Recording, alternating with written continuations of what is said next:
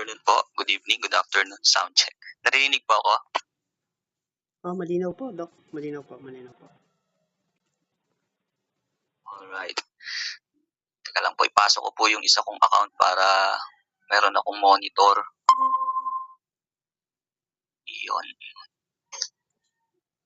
Magandang hapon po, Dr. Ray and Dr. Joel at sa lahat ng mga classmates ko. Mapagpalang hapon po. Good afternoon po. Ayun. So, kumusta naman po kayo? Alright, wait po .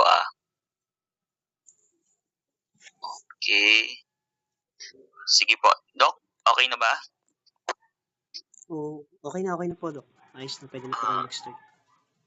Alright, sige. Start na tayo. Pero before tayo mag-proceed, pwede ko bang hilingan si Pastor RJ para mag-opening prayer naman sa atin? Pastor RJ. Yes po, magandang hapon po sa ating lahat. So, okay, let's pray together. Heavenly Father, we express our thankfulness for this lovely afternoon and for your unwavering love and grace that surround us. As we embark on our class today, Lord God, we humbly seek your wisdom and direction to enlighten our minds and hearts, Lord God. Grant our teacher your divine wisdom and understanding so that we may comprehend the lessons and grow in knowledge, Lord God. May your presence fill our virtual classroom, Lord God, guiding us in wisdom and insight, Lord Jesus. Help us to receive the teachings with open hearts and receptive minds, Lord God, allowing your truth to take root within us. In Jesus' name we pray. Amen. Amen. Ayan. So, share ko na po yung aking screen para makita nyo na po siya. Alright. Hold on. Entire screen.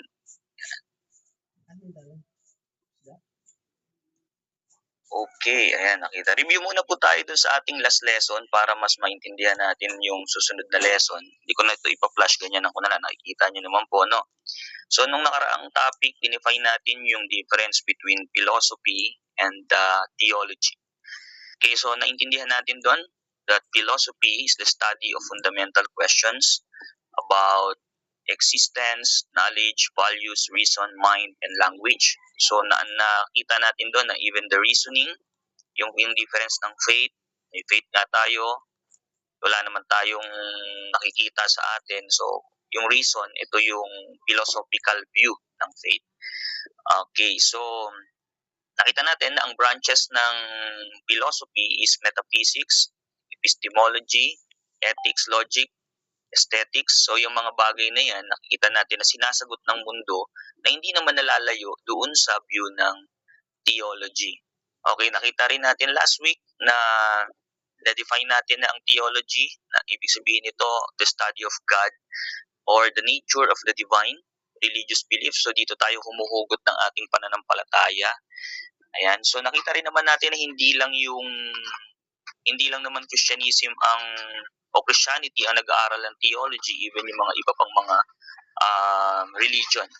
Ayan, lumakas po yung ulan. Pakisabi po kung naririnig niyo yung ulan, baka makastorbo malakas yung aking bubong. Ayun. Narinig naman po, hindi naman nakakastorbo yung ulan, baka kasi nasasagap ng mic ko, hindi nyo na ako maintindihan. Okay. So nakita natin na ang systematic theology, ito yung tinatawag nating man and sin, or hamartology and anthropology, Christology. Yan, diyan nakapasok siya. Soteriology, pneumatology, ecclesiology, eschatology. So lahat ng mga na yun ay part ng systematic theology. Kita rin naman natin na ang biblical theology is binubuo ng New Testament survey, Old Testament survey, Old Testament history, New Testament history, and so on, na pag pinagsama-sama, ano yung concept, ano yung thoughts or implication ng pinakabuod ng Bible, yun yung ating biblical theology. Same as historical theology, then nabuo yung Pentecostal theology, and so on and so forth. And practical theology, comparative theology. Okay. So, hindi po ba maingay yung ulan? Doc, maingay ba? Rinig ba o ano? Okay lang po, Doc. Noted, Doc. Walang problema, Doc. Nariintindihan niyo po, Okay. Sige, very good po yun. So ayan, so nakita natin yung branch theology at branch ng philosophy. Ngayon, pag-usapan natin, since week 2 na ngayon, batay sa ating syllabus, ang week 2 natin is the purpose of the Bible and the nature of God. But since may mga theological background na tayo, hindi ko na masyadong i-elaborate yung purpose of the Bible kasi alam naman natin lahat na na-create ang Bible, nalikha ang Bible, hindi para patunayang may Diyos, kundi na-create siya, na nasulat siya dahil meron talagang Diyos. Meron talagang Diyos na lumikha ng lahat, makapangyarihan Diyos na lumikha ng langit at lupa. Yun yung layunin ng Bible at kaya siya sinulat para maging guide ng ating pananampalataya. Pero hindi nangangahulugan na kailangan pa nating patunayan ang Diyos gamit yung Bible kasi even scientifically speaking, we can prove that there is divine God o divine. Okay na lumikha ng langit at lupa. Puntahan na natin yan, close ko na to para may flash ko na yung isa nating ito. So itong pag-uusapan natin ngayon, the Bible in philosophy and theology, ito yung pinaka-subject natin. Ang topic natin ngayon, dito tayo medyo mag-focus ngayon, the nature of God in the Bible. So, meron kasi, ang nature kasi ng Diyos ay, hindi mo siya ma-define kung iba ang belief kasi nakabatay sa belief. Halimbawa, tayo ay pantheism. Ano ba yung mga pantheism niyan? Naniniwala sila na ang Diyos nila ay iba-iba. Pwede sila sa hayop, di ba? Sa mga ipis, daga, ganon. So, ang Diyos nila, ang nature ng Diyos nila ay hindi monotheism, hindi isa. Ang Diyos nila is pantheism, marami. So, depende sa nature, depende dun sa belief na sinusundan. Kaya nilagay ko dito, the nature of God in the Bible, or the God of the Bible, rather, na yung Diyos ng Biblia, yun yung pag-uusapan natin. Ano yung nature ng Diyos ng Biblia? Diba? Kasi, bigyan ko kayo na example. Sa atin nga, sa Christianity, diba?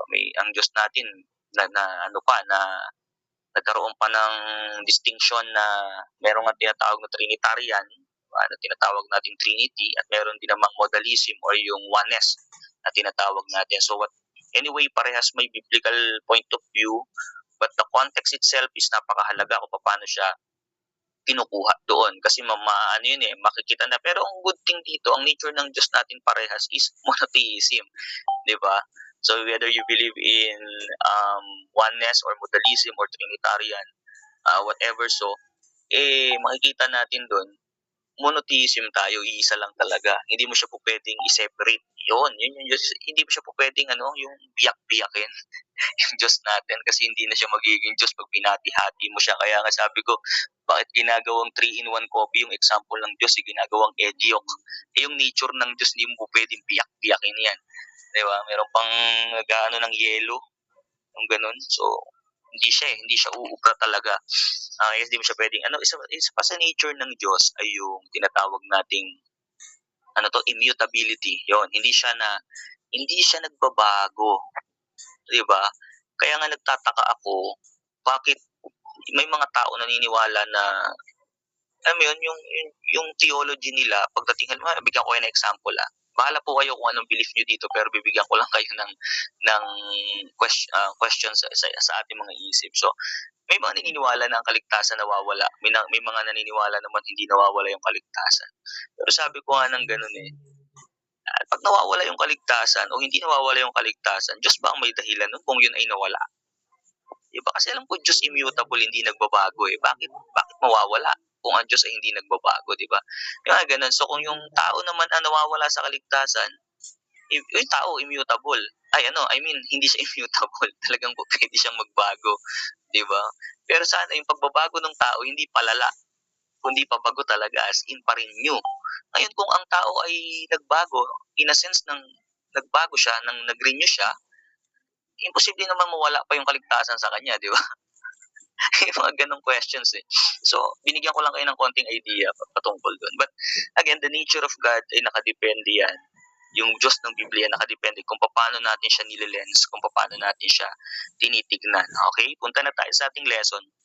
Ang objective natin ngayong hapong to ay maintindihan natin is to understand the various attributes of God as presented in the Bible. So, iniwala naman ako na nadaanan ng most of us dito na intindihan na natin to, pero gusto ko maging na sa part of our review, makita natin kung ano ba yung maintindihan natin o maunawaan natin yung mga attributes ba ng Diyos na to, bakit yung iba sinasabi nila, niro-romanticize iba. Halimbawa, yung an example merong mga tao ngayon, di ba?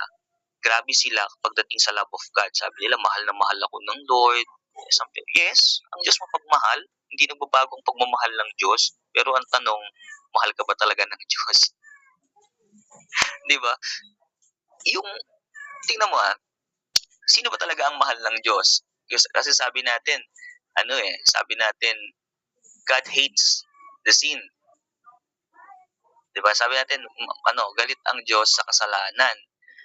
But technically, yung tao makasalanan. Sino ba ang mahal ng Diyos? Yung sinner o yung saint? Di ba? So kung titignan natin, sino ba ang mahal ng Diyos? Yung sinner or yung saint? So kaya kailangan natin makita yung attributes niya. Sige, sabihin na natin, mahal ng Diyos both. Pero yung isa, nagmumuhay pa rin sa sin, si Lord, hindi lang siya love. Just din siya. Di ba? Ibig sabihin natin dito ay judge. Yun. Diba? Judge din siya. Kaya hindi lang siya love. Dapat maintindihan din natin yung another side ng attributes niya na siya ay judge din. Hindi lang siya love. Okay? So, pangalawa, ma-explore natin yung philosophical na discussion dito about the nature of God. Kasi hindi lang natin siya po pwede sagutin ng biblically o ng theologically. So, makita rin natin yung mga philosophical ideas na madidiscuss natin dito mamaya, dahan-dahan, isa-isa. So siguro hingian ko kayo ng idea, magtatanong ako bandang dulo na kung paano yun, kung ano yung narinig nyo na ba yun, ganun. Yung mga philosophical ideas dun para ma-discuss natin at luminaw pa sa atin. Alright, let's move on. Objective pa.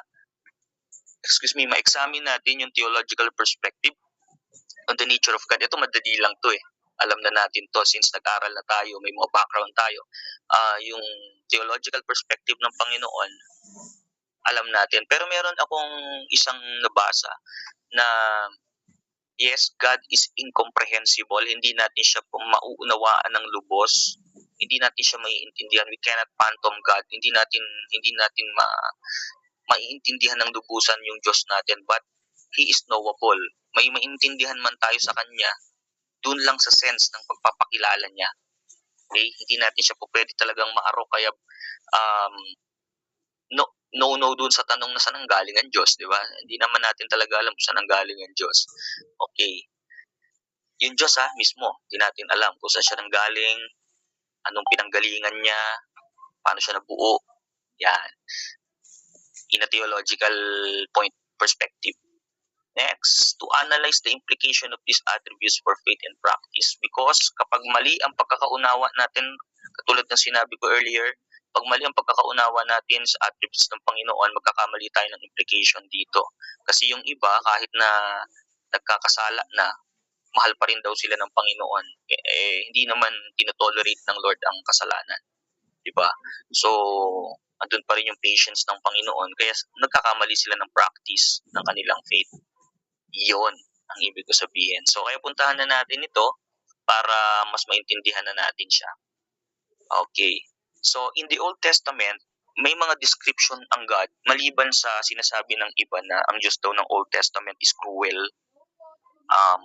Try to imagine, guys, students, pastors, try to imagine. God is holy.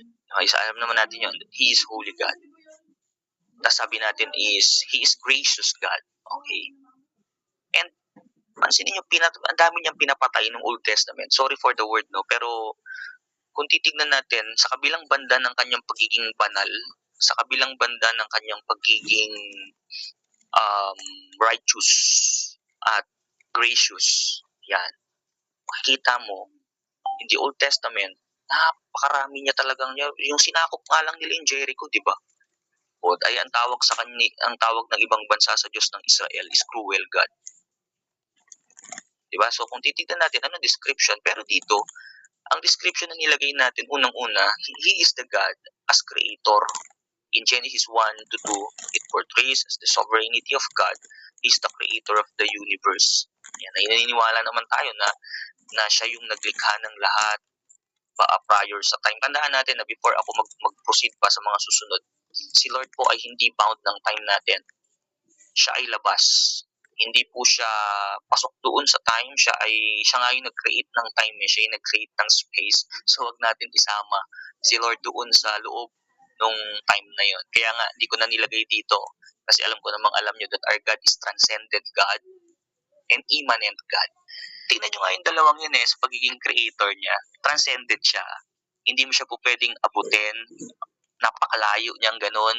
Transcendent nga. Pero immanent. Ibig sabihin ng immanence malapit or Emmanuel. Kasama natin. Nasa atin. Sige nga, kung kayo naiintindihan nyo logically, paano yun? Kasama mong malayo. Di ba? So kaya nga hindi natin siya po pwedeng i-box, ikahon, yung philosophy na yung Diyos na creator natin malayong malapit. Kahit ako hindi ko kayang intindihin kung siguro in a portion na naging immanent siya through Jesus Christ. Okay, ipinadama niya yung pagmamahal niya. That's the point of kanyang immanence. Yun. Pero yung pagiging transcendent niya, yung hindi siya po pwedeng hawakan ng tao. Hindi siya po pwedeng manipulating ng tao. Kaya nga even our prayers, pastors, mag-iingat tayo kasi may mga practices ngayon. Especially in revival, especially in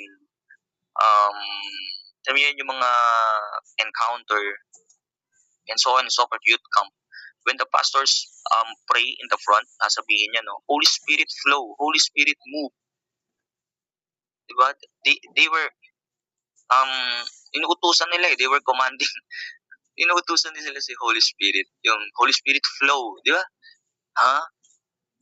Alam mo yun, dapat na tayo yung sumusunod kasi creator natin yan tayo pa yung, kaya nga nakakaaning lang yung ibang mga pastors pa nagpre-pray sila, kinocommand nila si Holy Spirit, kinocommand nila yung Diyos ng ganun mga bagay sa ganun. Parang wala lang sa akin kasi parang hindi siya magandang panalangin na kinocommand natin yung creator natin, though buti na lang talaga may grace si Lord. Nung Old Testament, He is God who creates. Then, ito pa, God as covenant maker. In Genesis 12, 15, 17, He established covenant with Abraham, which is the Abrahamic covenant. Kung naniniwala kayo sa covenantal theology, okay, kung familiar kayo sa covenantal theology, pasok yan dyan. Emphasizing a personal relationship with humanity. Na ang Lord natin, once na nagbigay siya ng covenant, the Abrahamic covenant, Noahic covenant, Adamic covenant, tapos hanggang yung sa kapanahunan natin ngayon, which is the new covenant or Jesus Christ na, yung bunga ng lahat ng covenant na yan. Ayan. Yan yung Diyos ng Old Testament. Nabibigay siya ng, pag sinabi niya ganito, ginagawa niya yan. Kaya nga, mga pastors na pangalanan siya, di ba, na, halimbawa, Jehovah Rapha, dakilang manggagamot. Bakit siya naging manggagamot? Kasi yun yung kanyang nature. Manggagamot yung Diyos natin Kaya siya naging dakilang manggagamot. Kung ano yung pangalan niya, yun yung ginagawa niya. Kaya nga napakaraming names of God. Napakaraming names of God. Kasi ang daming works of God based sa kanyang mga covenant doon sa mga tao in the Old Testament times. He is the Jehovah Rapha, Jehovah Roi, di ba? Yung Roi is, kung nagkakamali, ay shepherd. Yan. The Jehovah Nisi, our banner, the Jehovah, yung healer, Rapha, Roi, Tzedkenu, dami pa yan Jireh, yan. Kung ano kasi yung name ng God, yun yung kanyang ginagawa. In the New Testament, kung ako nagkakamali, may ganyan din si Christ, which is, I am the Alpha and the Omega. Diba yung mga I am niya, yung 7 I am ni Christ, I am the great shepherd, yun. Next. He is the God who lawgiver. In Genesis 20, detailed God giving the 10 Commandments, He is highlighting His role in moral and ethical guidance. Pastors, meron tayong tinatawag na apodictic law, casuistic law, which is in the Old Testament, if I'm not mistaken, there are 300 plus 14. There are 314 or, correct me if I'm wrong, but 300 plus yun na law na sinusunod ng mga Jewish people. And dinagdagan pa nitong 10 na to na 10 commandments, which is highlighting their moral and ethical law, which is the 10 commandments is a timeless principle commandments. Okay?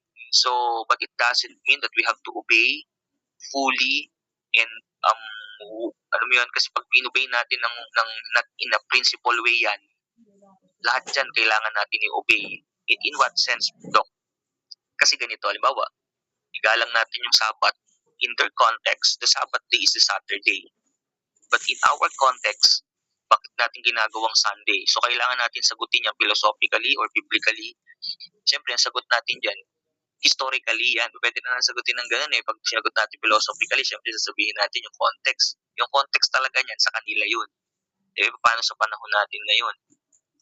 Sa Sunday tayo nag-worship, so nagkakasala na tayo, di ba? Ganun yung mangyayari dyan kapag talagang sinunod natin yung law nila sa ganun. But if we are going to highlighting the moral and ethical guidance ng Ten Commandments, napakalaking bagay niyan. No, hindi yung in a sense ng we are obeying letter for letter what I mean, no? But the ethical and the moral guidance, for example, yung araw na pumahinga, maglagay ka ng time sa Panginoon kasi nga igalang daw yung Sabbath, respect yung Sabbath, respect yung parents, sabi sa Ten Commandments, huwag kang magnanakaw. Lahat yun puro moral moral guidance di ba? So in yung 317 or 14 na law naman na tinutukoy ko kanina, ito yung paghuhugas ng kamay, huwag kang hahawak ng patay, napakarami niya, magbigay ka ng tithes mag-offering ka, at lahat ng yan, lahat ng law na yan, lahat yan guide lang nila yan sa maayos na buhay. Yan yung Diyos ng Biblia. Sabi nila pastors, ang Diyos daw ng Old Testament ay napakadaming mga inutos. Tama ba yun? Ang daming inutos Sa sobrang dami daw inutos, walang nagawa yung tao. But for me, sa sobrang tigas kasi ng ulo ng tao, bunga ng, yun, kung napag-aralan niyo yung hamartology, bunga ng kasalanan, ang tao ay sumobra talaga ng tigas ng ulo. Even nga tayo, mga pastors, tayong mga nag-aaral ng Bible, sumasablay talaga diba?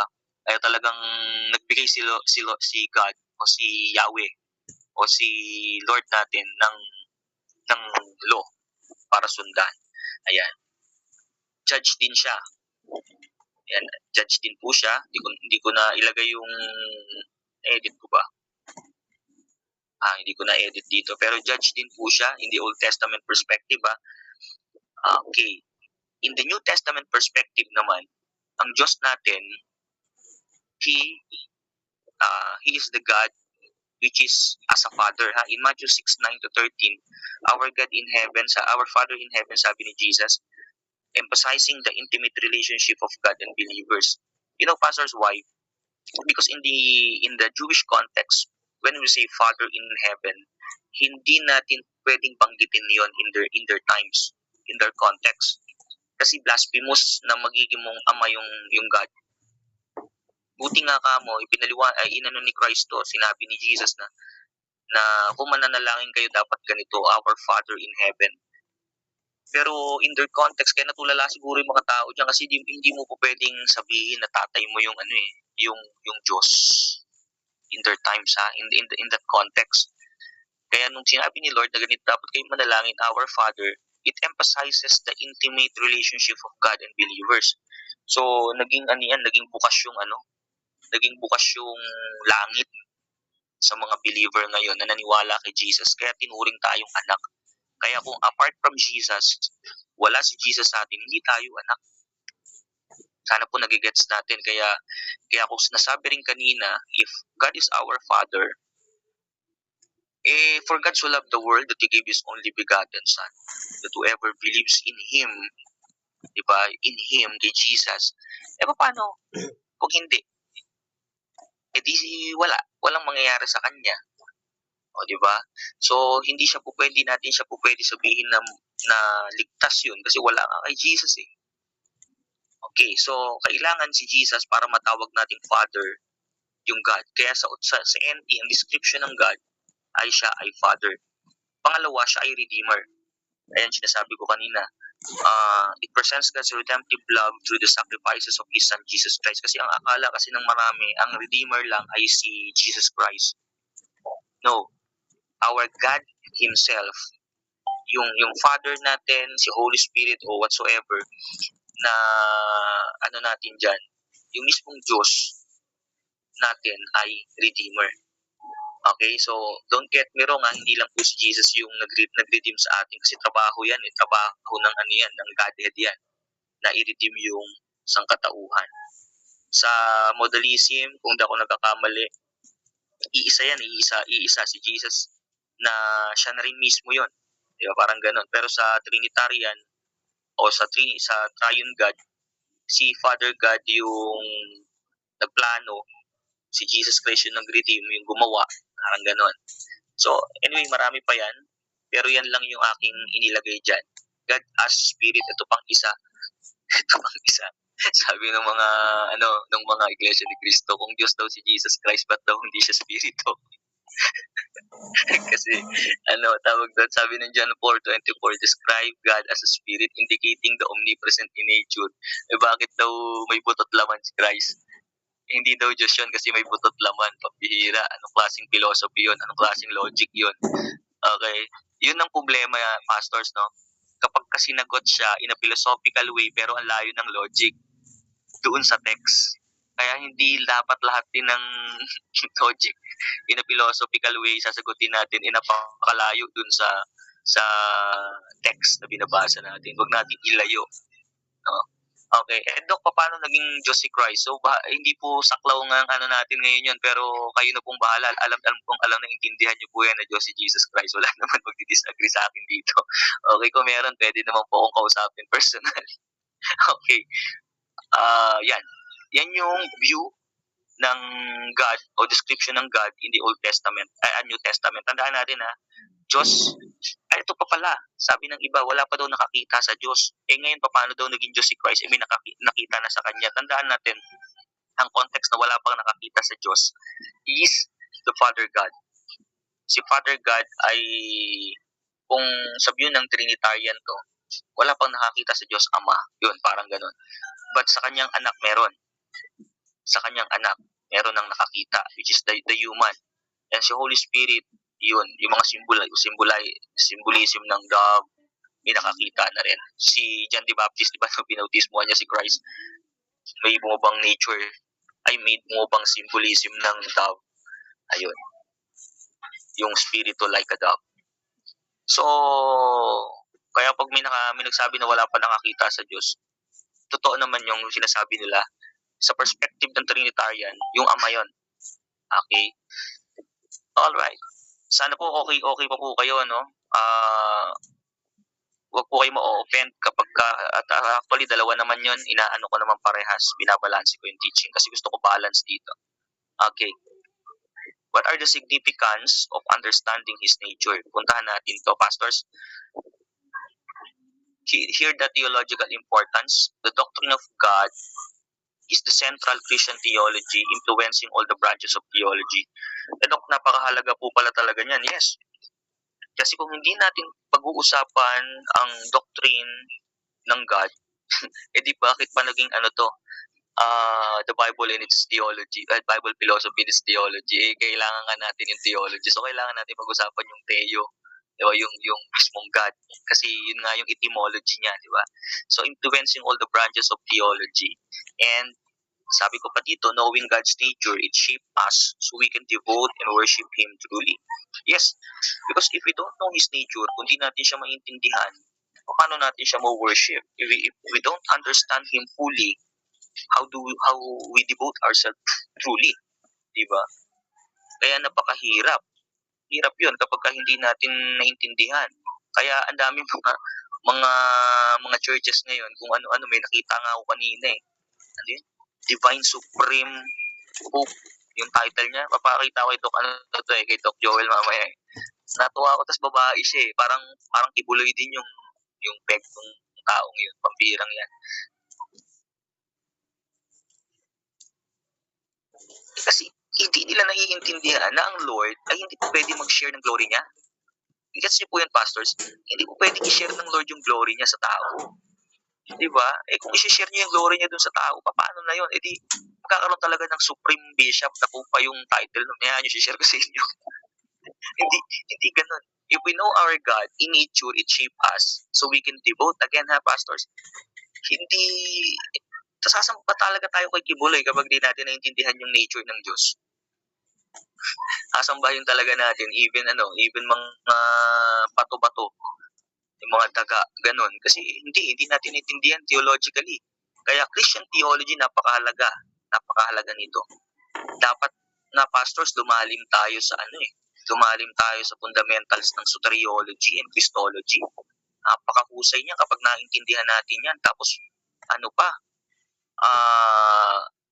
pag malalim tayo sa soteriology natin, lalalim din ng eschatology natin ngayon, maapektuhan ng eschatology natin dyan kung paano natin tinitignan yun. Anyway, ibang lesson yun, pero mahusay kapag maintindihan natin yung branches ng mga theology natin. Mas masasagot natin biblically lahat. Ayun. O theologically lahat. What I mean, rather.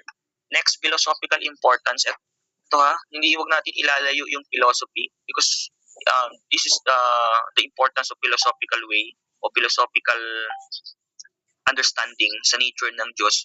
It influence our moral and ethical frameworks of living. Paano yun?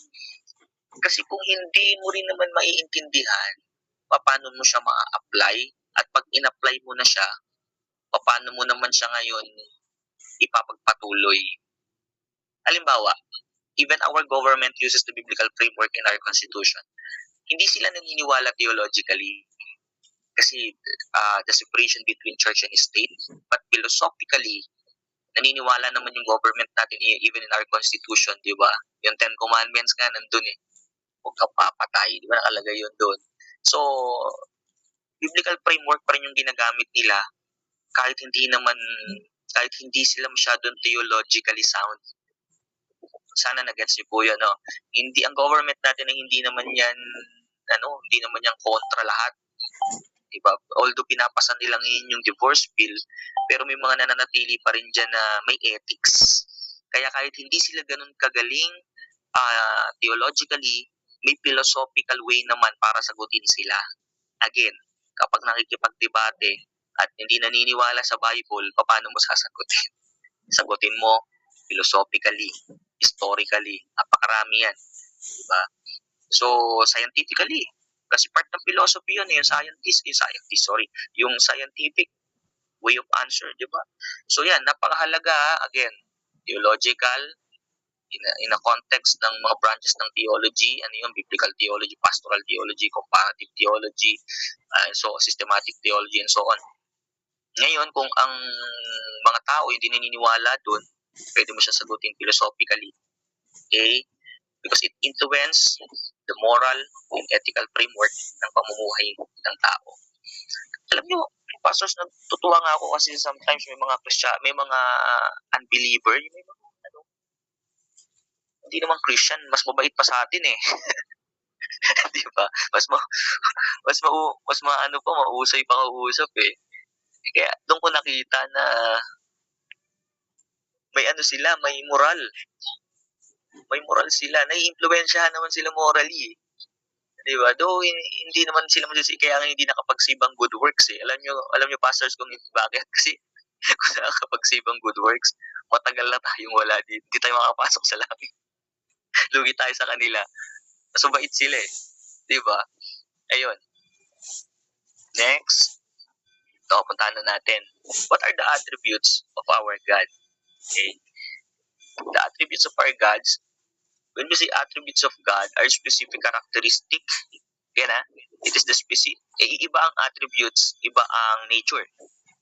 Magkaiba yung dalawang yon. Yung nature, ito na yung likas niyang isa siya, likas niyang hindi siya nagbabago, likas niyang makapangyarihan. I mean, hindi po pwedeng pag-iwahiwalayin yan, hindi siya nasa-separate yan, mga likas. Pag sinabi nating attributes, ito yung characteristic niya, mga quality niya na nagde-describe o can be ascribed to God based on the divine nature. Okay? Attributes and nature. Kaiba po yun. These attributes describe how God's nature is expressed and experienced. Again, itong mga attributes na to po pwedeng ng Diyos natin, it is expressed and experienced. Na-experience natin to. It can be categorized in two main types. Okay, ikot lang tayo dito sa two main types na to. Una, meron tayong tinatawag na incommunicable attributes. Sinabi natin incommunicable attributes, ito yung mga attributes na ang Diyos lang ang meron at hindi niya po pwedeng i-share sa tao. Okay? Again, have no analog in human experience, hindi niya po pwede itong ibahagi sa tao kasi pag nagkaroon yung tao nito, matindi, superhuman na talaga.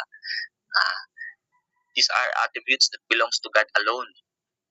Hindi ko na masyadong papahaba kasi kapag belong to God alone, alam nyo na po yun. Pero daanan natin. Pangalawa naman, yung communicable attributes. Yung communicable attributes, these are the attributes that human can reflect to a certain degree, although imperfectly. So when we say can reflect to a certain degree, it doesn't mean na porkit meron tayo nun, yun na tayo. Bigyan ko kayo ng example lang. For example, punta tayo sa gift of the Holy Spirit. Though ito ay hindi attributes, pero ganito siya na gumagalaw. For example, yung healing. Yung healing. Marami ngayon doon. When we talk about healing, pag nilay hands nila, gumagaling daw. Meron yan. Dami lumalabas ng healing. Tama. Biblical, nandun yun. Pero ang tanong dito, bakit naglagay ang Lord ng wisdom? Kasi ang wisdom, ito communicable attributes ng wisdom binigyan na niya ng Lord ng wisdom ang tao para matuto. So, nag-create ngayon ng tinatawag nating mga doctors. Para saan pa sila kung talagang very, very effective yun. So, for me, in my point of view, opinion, ang healing ay nandyan. Possible nagpapagaling ang Diyos anytime, anywhere, pero hindi sa kagustuhan ng tao, kundi sa kagustuhan ng Diyos. Diba? Kung hindi naman gusto ni Lord na ilehans mo ng 10 milyong beses yan at mag-in Jesus name ka dyan. Kung yan ay, this is my own opinion mga pastors po. Hindi ko po binubura kung anong belief nyo. Kahit anong lehans dyan, kung hindi gusto ng Diyos na gumaling yung taong yan, hindi kagaling yan kasi walang kapangyarihan tayo. Ang kapangyarihan natin na kay Jesus. Pangalawa, yung kalooban, yung will. Kalooban ba ng Diyos na gumaling yan? Diba? Kaya, natutuwa ako dun sa iba na pinupursige talaga. Nakailang sipa na yata dun sa may pilay. Hindi pa lumalakad Nakailang sipa na dun sa pilay hirap Tama po, Pastor. Kaya napakahalaga ng faith na kailangan din. May reason. Kung ano ba yan? Baka kailangan niya medical? Kasi ako to, in my personal, opinion, pag demonic yan, hindi mo kailangan ng doktor dyan. Pag demonic yung sakit, hindi mo kailangan ng doktor dyan. Lehans mo yan, kailangan cast out mo yung demonyo sa kanya. Pero kapag yan ay scientific yung sakit niyan, medical, kailangan mo ng gamot dyan. Diba? Although, sige sabihin na natin, may sakit, pero hindi demonic, tas nilay hands, tapos gumaling, okay? Gumaling. Pagkagaling, pa-check up, para ma-sure na talagang gumaling. Kasi kailangan pa rin ng confirmation. Ang Diyos natin may nagbibigay ng confirmation yan Diba? So yun. Kaya napakahalaga dito na yung attributes ng Panginoon, sana naiintindihan ng maraming believer na healing, dahil pa yan. Yung gift ng Holy Spirit, ang dami nababaliw ngayon dyan kaya kulang na lang talaga kung i-command nila si Holy Spirit. Pino-command na nila Sige po, Pastor. Ay, nagtaas ba ng kamay? Pastor Kim? Napindot lang ba? Okay. Ayun. Can reflect to a certain degree. Okay, punta natin muna sa incommunicable attributes. Talagang hindi ako mapakali dun sa pambihirang healing. O naniniwala ako, pastors, naniniwala po ako na ang Lord natin ay nagpapagaling. Pero yung i-disregard na yung reasons, i-disregard na yung philosophical view ng may sakit. Meron pa nga akong kakilala dito sa amin, sa Bulacan. Kinuha lang yung tungkod niya. Tapos, nung kinuha yung tungkod niya, hindi na binalik. Hindi binalik ng church. Ayoko na magbanggit ng church kasi sikat na sikat dito sa Bisaya sa Mindanao kinuha yung tungkod niya, hindi na binalik. Nangyari ngayon? Nagalit yung tao, kawawa naman. Sabi niya, hindi naman daw siya gumaling. O isang yun. At pa isa, bigyan ko kayo ng isang example biblically. Si Jesus, pa nagpagaling siya, hindi lahat ng may sakit. Pansinin mo nakasulat sa Bible, kung sino lang yung mga pinangalanan, halimbawa doon sa well, yung may matanda doon na pag pumaupaw yung angel, di ba? Naguunahan sila doon sa well. Kung familiar kayo doon sa text na yon, si John, tagal-tagal niya nag-aantay doon pag may yung kanyang faith nandun sa nandun sa balon na pag kumaukaw ng angel magtatakbuhan sila. Pilay siya, paano siya makakapunta doon? Di ba? Sino dadalahin siya doon, di na unahan na. Pero magugulat ka, si Christ lumapit sa kanya. Pinagaling siya. Oo, yan tama, Pastor Rolon. 38 years. Yung healing ni Christ, hindi lahat ng nandun pinagaling niya. Ang pinagaling niya lang yung lalaking yon. See, ibig sabihin, ang healing ay nakabase sa Diyos. Ang healing ay nakadepende sa Diyos. Ang healing ng kapangyarihan ng healing, what I mean, is nasa Diyos. Wala sa tao. Kaya kahit anong, eto pa, hindi ko hindi lumalabas lumalabas yung aking sentimento Kung talagang healing crusade yan,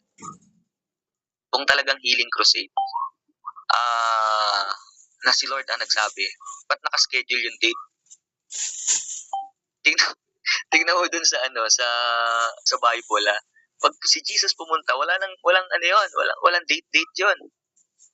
Pupunta talaga siya. 'Di ba?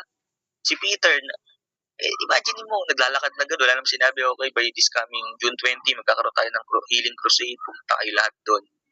Wala, si Jesus ang pumupunta, hindi yung mga tao pumupunta, pambihira.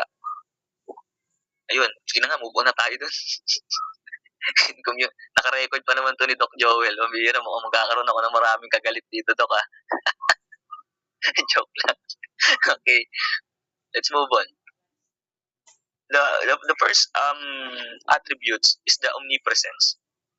Pag sinabi nating omnipresence, God is present or present everywhere at all times. Okay? Ito ang tanong ko, kaya sabi ko kanina magtatanong ako Totoo bang everywhere si Lord nasa lahat ng dako? Of course, yes. Nasa lahat po siya ng dako. Pero tandaan natin, wala siya sa lahat ng bagay. Okay? Ulitin ko yun. Nasa lahat siya ng dako, pero wala siya sa lahat ng bagay. Anong bagay, Doc? Wala siya sa puno. Ayun, thank you, Pastor. A certain man was there. Yan yung sinasabi ko kanina sa John chapter 5. Itong pagiging omnipresence ng Diyos, hindi ito nangangahulugan na nasa lahat siya ng bagay, nasa puno siya, nasa stars. Walang ganon. Kasi magiging tayo pantheism. Di ba? Very dangerous. Kapag konti lang, pag sinabi na, dito si Lord sa natin, sa puno. Di ba? Ano pa? Si Lord nasa banyo. Hindi naman ni Lord kailangan pumunta ng banyo. Nasa lahat na siya ng lugar Pero hindi siya po pwedeng pumasok sa lahat ng bagay. Okay? Eto nga sa atin nga Sa buhay nga natin. Yung demonyo nga, di ba, namomoses? Imagine mo yun, pumapasok siya sa loob ng tao. Pero yung Diyos natin, hindi niya na kailangan gawin yun. Because, ba't niya pagagawin yun? Nandiyan na nga siya. Sa kanya nga yan. Buhay nga natin. God is present. Ibig sabihin lang nito, kung ikaw ay nasa Mindanao, nandyan din yung Diyos. Andito rin yung Diyos. Yung Diyos din nasa Amerika. At nasa lahat pa. Kahit nandun sa pinakasulok-sulukan ng universe, nandun yung Diyos. Kaya nga sabi ni David where I can go from your spirit, where I can flee from your presence. Pumunta ako sa ilalim ng lupa, nandun ka. Pumunta ako sa himpapawid, nandun ka. Diba? Kaya hindi siya pwedeng mabound ng space. Hindi siya bounded ng space. Hindi siya pwedeng makahon sa space o mailagay sa space ang Diyos natin. Kasi siya ay present everywhere, not anywhere. Kaya pa yun, yung ipapapasok siya sa loob ng ganito. Okay?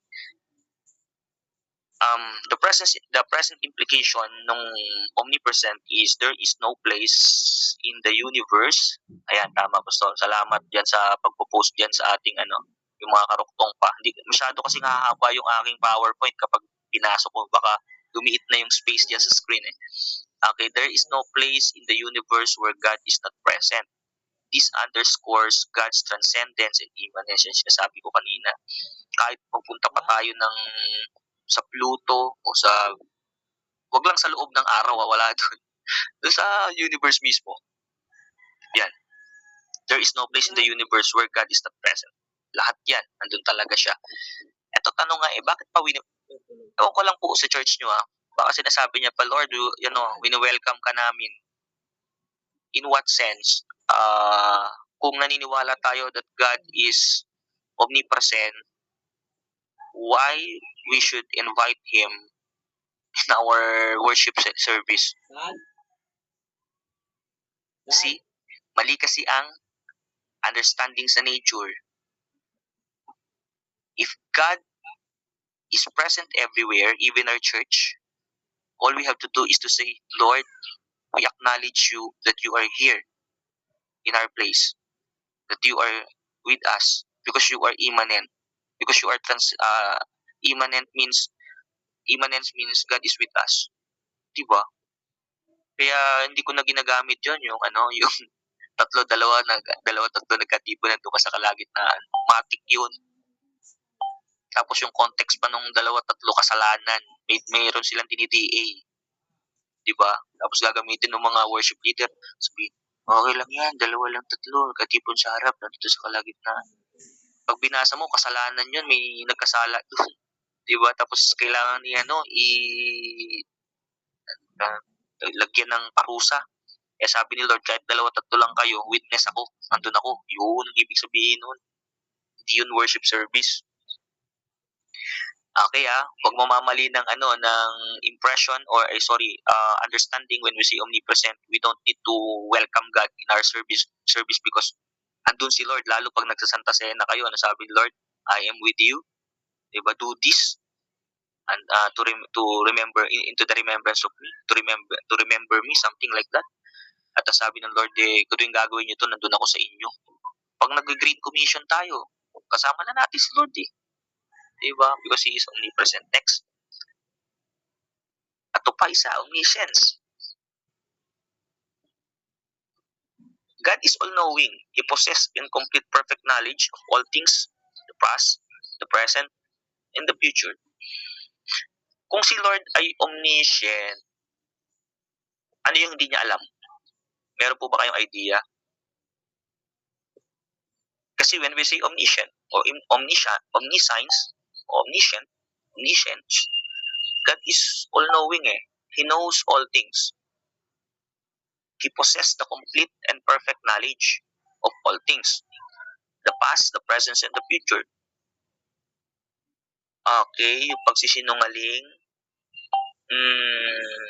Pwede yan, Pastor, pero alam na ng Lord na sinungaling talaga tayo.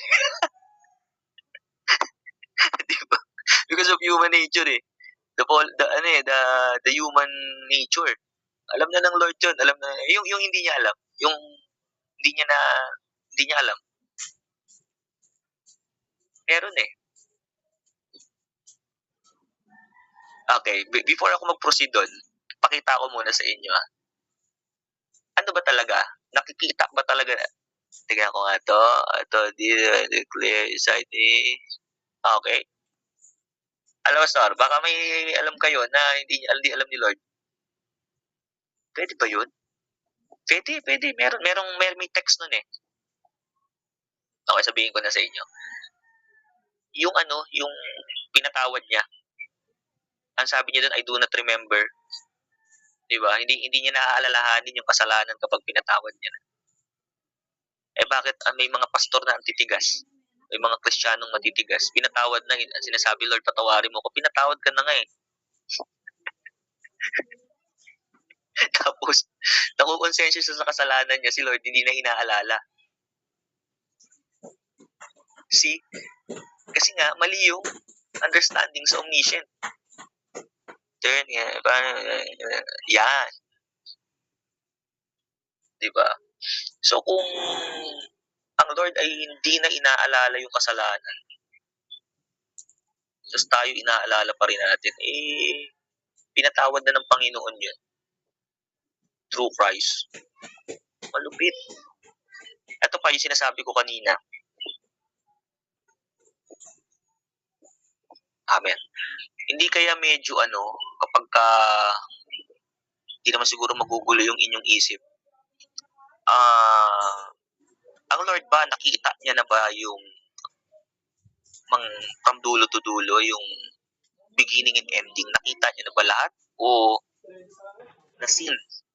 S-E-E-N. Nakita niya na ba lahat? Yung mangyayari, nakita niya na ba na nag-online class tayo ngayon? Diba?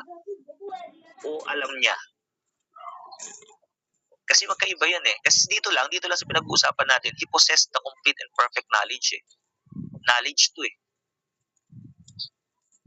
Pag sinabi nating omniscience, knowing, no. Hindi seeing, hindi seen.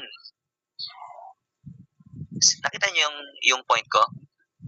Kaya mas mahinam, alam ng Diyos yung umpisa at wakas. Pero kung sasabihin mo, nakita na ng Diyos yung umpisa at wakas, hindi ka makakaporma, maniwala ka. Hindi ka makakaporma kasi nakita ka na niya. Ewan ko lang, malalim-lalim kasi pag nilaliman ko yun, medyo hahaba tayo. Ayan eh. Tsaka puntahan ko yun declaring the end from beginning. Ang tindi nga niyan yung dineclare niya na yung dulo sa umpisa pa lang. In the ancient times, the things that he had done, saying, my counsel, shall I do, I will do in my pleasure. Diba? Dineclare niya na eh. Alam niya na eh. Kaya nga all-knowing siya eh. Pero yung nakita niya na nag-online class tayo ngayon. Nakita niya na mag-aasawa po kayo ng mga napakaganda. Si Pastor Kim. Ayun, bahala po kayo doon. Okay? Nahaba tayo nito. Matindi yung discussion name natin. Alright, ang scripture base ko dito is God is greater than our hearts. He knows everything. No nga eh. Isip po yung ginagamit, hindi mata. Kaya pag sinabi na may nagsabi na nakita na kaya ng Diyos na mangyayari sa akin to, nakita o na alam? Diba? So ayun, ang implication nito is God's knowledge is not limited by time. Pastor? Ayun. Nagbukas ng cam si Pastor. Tristan. Pastor Tristan, mukhang mapuno dyan. Di ba naulan? Okay. So, diretso tayo. God's knowledge is not limited by time and space, and He fully understand the thoughts and intention of every heart. Let's move on. Next is omnipotence. Ito pa. God is all-powerful and He can do all things and that harmony with His nature. Tanong ko, anong hindi kayang gawin ng Diyos? Idea ba kayo? Pwede yung i-type kung ano po yung hindi kayang gawin ni Lord. Kasi meron niyang lumabas na na philosophy na sabi ng ganyan. Kung si Jesus daw ang gumawa ng lahat ng bagay, He created all things. Diba sabi ng ng Colossians? Kung si Jesus ang gumawa ng lahat ng bagay, ba't di niya buhatin yung bundok? Kung all powerful siya. Di ba? Pambirang tanong yan. Kasi kung all powerful siya, di kaya niya sanang buhatin yung bundok. Nakapagpapagaling nga siya eh. Yan yung yun yung tanong ng mga pilosopo. Simple ang sagot doon. God can do all things that are in harmony with His nature. Kasalanan. Hindi kayang gawin ng Diyos kasalanan. Kasi hindi naman yun nakaharmonize sa kanyang, yes, tama Pastor Tristan, sin. Hindi niya po pwedeng gawin yan. Kasi ang nature niya ay holy. Ano sabi doon? Wait. By two immutable things in which was impossible for God to lie. Yes. We might strong consolation. Tama yan. Kasi nga, hindi po pwede. Kasi ang Lord natin is hindi gagawa ng labas sa nature niya. Kaya mali na naman to si Soriano. May mga talaga to si aspiring theologian eh. Diba nanganak daw yung seahorse. Para pa si Lord sa hayop. Pambihira. Dami-daming i-compare sa seahorse pa. Mali pa rin ikumpara si Lord sa creation. The scriptural basis is Jeremiah 32:17. God, sabi dito, it is you who have made the heavens and earth by your great power and by your outstretched arm. Nothing is too hard for you. Yes, nothing is too hard for God. Basta pasok sa will niya. Pasok sa preference niya. Pasok sa nature niya. Kaya don't ask, okay, like God, yes, tama. Huwag po kayong mananalangin ng prayer na inuutusan natin si Lord na labas sa will niya. Hindi mangyayari yun. Sana po, bakit ganito? Yung kasi pinag-pray, Lord, sana po mamatay na yung chismosa naming kapitbahay. Yung marites naming kapitbahay. Abay, ginawa mo pang criminal si Lord, sa ganung nature. So, basta hindi dapat labas doon sa kanyang nature. Kaya yung iba nagpe-pray na yumaman sila. Alam ng Panginoon na mapapahamak sila, ay hindi bibigay ng Diyos yun. Implication, there is nothing that God cannot accomplish according to His will and purpose. There is nothing that God cannot accomplish, but basta according sa kanyang will at sa kanyang purpose. Magkaiba po ang plan of God sa will of God. Okay, ulitin ko. Magkaiba po ang plano ng Diyos sa kalooban ng Diyos. Bakit may ibang topic pa tayo doon sa susunod na natin. Okay, omnipotence. Next, eternality. Ang Diyos po natin ay walang simula at walang wakas. He exists outside of time. Hindi po siya pwedeng sabihin na si Lord nag-create nito. Sino? Kaya mali yung prayer na Ginoong Maria, Santa Maria, Ina ng Diyos. Ano ba yun? Santa Maria. Yan, thank you, Pastor Leonard Kim. Tama yan. Yan mga hindi niya talaga po pwedeng gawin at hindi niya po pwedeng mangyari sa kanya. Yung isang prayer ng Catholic, Santa Maria, Ina ng Diyos, pambira yung Diyos may ina. If God has no beginning and no end, paano siya nagkaroon ng nanay? Mali yun. Tapos marami pang nagpapauto. Marami pa nagpapauto. So God has no beginning and ending. Ang verse niyan ay Psalms 90 verse 2, before the mountains were brought forth, forever had formed the earth and the world, from everlasting to everlasting, you are God. When we say everlasting, wala po tong wala tong simula.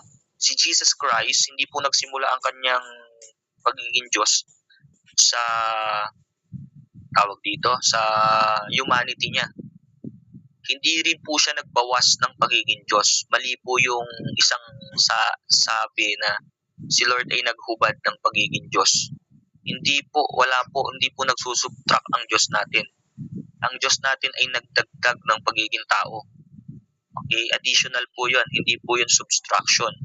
Kasi kung ang Diyos ay si Jesus Christ according sa Ephesians, Philippians chapter 2 verse 5, na hinubad niya yung kanyang pagiging Diyos, mali po yung, may biases po yung translation na yun. Kasi sabi ng Iglesia ni Cristo, saan mo sinampay? Saan daw sinampay yung pagiging Diyos? Kukunin daw niya. Sabi tuloy nung Emily, ba't ko sasabihin sa'yo? Baka kunin mo, suot mo pa. Nako, nagbanggit pa ako ng religion. Patay tayo dyan. Okay, let's move on. Implication, God's existence is not bound by time, and He is the same yesterday, today, and forever. Okay, Jesus Christ is the same yesterday, today, and forever. God is the same yesterday, today, and forever. Holy Spirit is the same today, and forever. Hindi ang context po niyan, hindi po healing Hindi gift of the Holy Spirit. Basahin niyo po mabuti yung sinabi niyan sa Hebrew. Hindi po ang context po niyan, walang sinabi doon na na ang kapangyarihan ang gift ng healing ay the same yesterday, today, and forever. Ang pinapertain po doon yung Diyos. Basahin niyo po mabuti para hindi po tayo maliligaw. Okay, eternality. And then, may tanong po ba kayo dyan sa ano na yan, sa mga yan? Eternality, apat na yan. Ito, immutability. God does not change. He is the same in His nature, will, and character. Nagbago ba yung isip niya nung kausap niya si Abraham? Kasi sabi nagbago daw. O si ano na lang, si Jonah na lang. Yung lulusawin yung Nineveh, tapos punta niya Jonah. Gigil na gigil si God dun eh. Tapos nung pumunta si Jonah, biglang hindi niya nilusaw. Nagbago ba yung isip? Hindi po, nalusaw pa rin ah. Hindi nga lang nung time na yun. Diba? Pero yung pagkalusaw nun, nandun. Kaya hindi po pwede magbago ang Diyos. Yung kanyang nature, yung kanyang will. Will kasi nakabase dun. Yung character niya, hindi rin pwede magbago. For I, the Lord God, not change, do not change. Therefore, O children of Jacob, are not consumed. So God's promises and purpose, unwavering. Kasi kung nagbabago ang Diyos, di siya pwedeng saligan ng pananampalataya at pagtitiwala. Kaya we cannot manipulate the mind of God. Kahit anong prayer natin dyan, kung di yan nais ng Panginoon, di mangyayari yan. Kasi kung si Lord ay pabago-bago, iligtas ka niya tapos di ka niya ililigtas. Sinave ka niya tapos nawala yung salvation mo. O kaya tinawag ka niya magpastor tapos di ka niya na tinawag magpastor. Pabago-bago. Yan, sa mo lalagay yung trust dun. Kaya kapag ikaw ay tinawag ng Panginoon, irrevocable yan. Yung gift mo ay irrevocable. Hanggang mamatay. Kasi yung foundation ng trust and faith, nandun sa pagiging immutable niya. Hindi siya po pwedeng magbago. Alright. Simplicity. Yan. Yung Diyos natin ay hindi siya kinukompose ng mga babahagi. His attributes are not separate from His essence. So siguro, tingnan natin mabuti yun. O God of, kaya monotheism tayo, hindi siya kinocompose ng mga Diyos. Okay, hindi ganun ha. Ayan. So, O hear, O Israel, the Lord our God, the Lord is one. Sabi ni Soriano dito, ang one daw dyan yung Lord, hindi yung God. Tingnan niya. O Israel, the Lord our God, the Lord is one. Kaya sabi niya, ang one daw dyan, hindi yung God. Yung Lord, kaya sa kanya, may maliit na Diyos, may Diyos na malaki. Espiritu nga sa kanya, 7 eh. Yung seven spirit of Revelation, 7 yung spirito. Masyado niyang niliteral lahat eh. Ayun. Next, God's attributes are fully integrated and consistent with His being, reflecting His perfect unity. Tanong dito eh, itong 6 na hindi po pwedeng ibahagi ng Lord na paano kung napoposes ng tao yan? Di ba delikado? Kaya hindi talaga po pwede. Kaya pag sinabi natin na we are created in the image and likeness of God, in His moral, dito tayo papasok sa communicable. Hindi dun sa incommunicable na nasa lahat din siya ng dako. Ganun. Kaya nga si Christ, nung nasa lupa siya, pansinin nyo nung nasa lupa siya, nasa Israel lang siya, di ba? Wala naman siya, hindi naman siya pumunta ng Philippines, hindi naman siya nag-mission sa Asia, hindi naman siya nag-mission sa Amerika, kung may kontinente na during that time ng China, di ba? Kasi nga, in His humanity, limited lang. Di ba pwede na sa lahat siya ng dako during that time. Pero nung Matthew chapter 28, verse 19, verse 18 yun, sabi doon, all authority and power has given to me. Binalik na. Sabi niya, I am with you always. Oh, yun, nandun na yun, yung pagiging niya omnipresent. Bumalik, binalik. Okay, yung karapatan. I mean, actually, kung babasahin nyo yung mas maiintindihan nyo siya kapag binasa nyo yung Philippians 2. Ayan, starting in verse 5. Alright, let's move on. Ito yung communicable attributes ng Lord, love. Kaya tayo mapagmahal kasi ang Diyos natin mapagmahal. God's self-sacrificial and unconditional affection and care for His creation. Ayan. Anyone, scriptural basis, anyone who does not love does not know God because God is love. Kaya, anyone who does not love does not know God. Ulitin ko yun. Anyone, lahat daw ng hindi marunong magmahal, di niya kilala yung Diyos. Diba? So, ibig sabihin, kapag ang tao walang Diyos, hindi mo pagmahal yun. Gets? Okay. Hindi mo pagmahal yun, hindi nga niya kilala yung Diyos eh. Mali-mali pa yung understanding niya sa Diyos. So, meaning, kung ang Diyos ay mapagmahal, may pagmamahal din sa atin, pero hindi agape. Because agape love is the perfect love. It is unconditional love. It is the God of the love of God. The God is love, but love is not God. Because love is part of His nature, attributes rather. So, kaya hindi po pwede na mapagmahal pero hindi kilala yung Diyos. Hindi yung totoong pagmamahal. Okay, implication, human are called to love others as reflection of God's love for us. Tayo hanggang Pileo. Pwede, kung hindi ko kasi, kung kaya ba natin yung unconditional talaga. Siguro pag Christians or processing. Pero si Peter nga tinanong ni Christ yan eh. Diba? Tinanong sa John. Sabi, Peter, do you Pileo me? Sabi ni, do you agape me? Sabi ni Peter, yes Lord, I Pileo you. Tinanong ulit, Peter, do you agape me? Yes Lord, I Pileo you. Sabi ni Christ, mukhang di yata abot ta. Peter, do you Pileo me? Nalungkot si Peter. Para kasing ang tanong, Peter, do you love me unconditionally? Ang sagot ni Peter, yes Lord, I love you. Diba? Gaganon lang. Kaya nung tinanong ni Christ dun sa dulo, Peter, you love me? Do you love me? Sagot ni Peter, nalungkot siya kasi yung parang nakaramdam siya noon, hindi yata naniniwala si Jesus sa akin. So, yun? Pileo yun, yung love na yun. Okay, kaya hindi natin pwede rin sabihin sa asawa natin, sa mga mahal natin, mahal kita unconditionally. Iyo, pero lagi may condition. Ano yun? Diyan ka lang sa tabi ko. Bigyan mo ako niyan, bili mo ako nun, di ba? But may condition. Tapos may condition, tapos tawag dito, agape. Kaya, may preacher nga ako narinig dapat daw ang love natin agape. Sabi kong galing Pwede rin. Pero paano? Next, justice. God's fair and impartial treatment of all His creation, of all His creation, ensuring that righteousness and moral order are upheld. Totoo to. Kasi si Lord just ibig sabihin yan, pag nanloko ka, manloloko ka rin.